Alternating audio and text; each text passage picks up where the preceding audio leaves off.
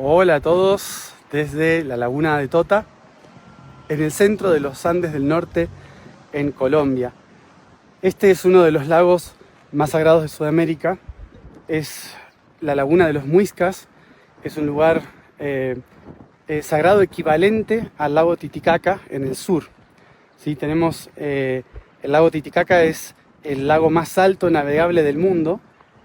Dentro de Sudamérica, este es el segundo lago navegable más alto del mundo, perdón, de Sudamérica, y que también tiene sus islas. Y si vemos la configuración, va a aparecer desde arriba también como es el lago Titicaca, con su isla mayor, que aquí se llama San Pedro, que en el Titicaca es la isla del Sol, pero cumple más o menos la misma función, un lugar ceremonial de encuentro donde los sacerdotes, los sabios muiscas, lograron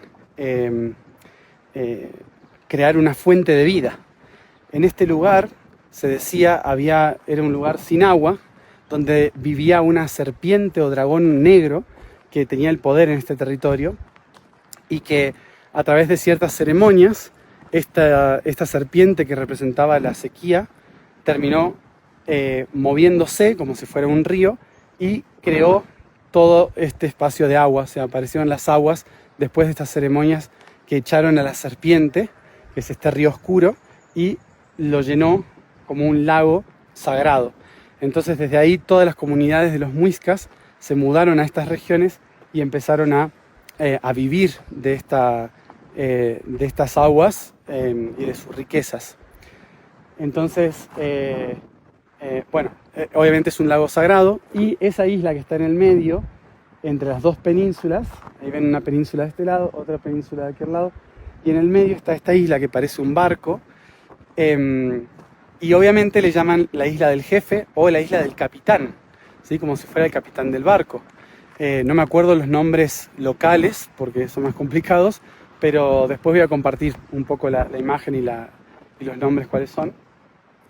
Y de ahí nace también la historia de que, como es la isla del capitán, el cacique, que había un cacique que era muy importante en esta zona, un cacique muisca, que tenía a su mujer, su enamorada, que danzaba en la isla para su pareja, pero que un día se enamora de una sirena que estaba dentro del lago, y con la sirena empiezan a hacer danzas todas las noches para la luna, el sol, sobre todo la luna, y el arco iris. Y el cacique lo que hizo el cacique es que se volvió celoso porque tenía sus amoríos con el sol, la luna y el arco iris, y con la sirena del lago, y entonces la echa del barco, de la isla Barco, y los exilia. Se enoja tanto que tira todos los árboles, destruye todo, y esto vuelve a ser un lugar vacío, sin vida, sin gracia. Entonces el cacique sale con un montón de hombres a buscar de nuevo para traerlos otra vez, y hasta que los encuentra, los vuelve a traer a la isla, empiezan a danzar todos juntos y todo empieza otra vez a vivir, a brotar y demás. Entonces otra vez vuelve la luna, el sol, el arco iris y demás. Y fue muy bonito porque cuando llegamos a este lugar para hacer la honra antes de irnos del lago Tota a pedir permiso, después lo van a ver en las fotos, y hice un videito, apareció un arco iris aquí abajo en el agua, espectacular, muy bonito, como la confirmación, ¿no? de abrir la puerta. Así que fue muy, muy bonito entrar en comunión con esa magia al llegar aquí. Y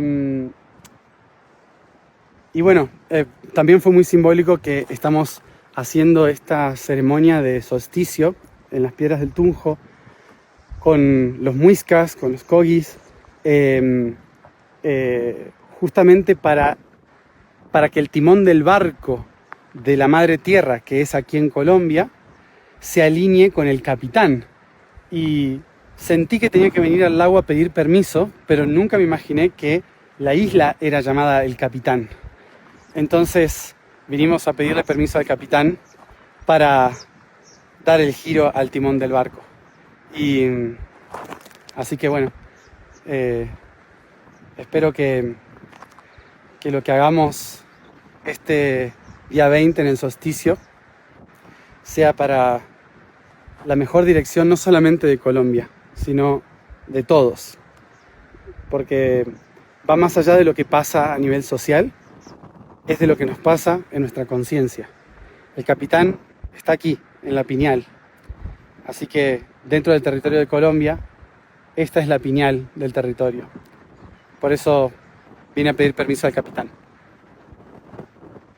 Capitán, mi capitán.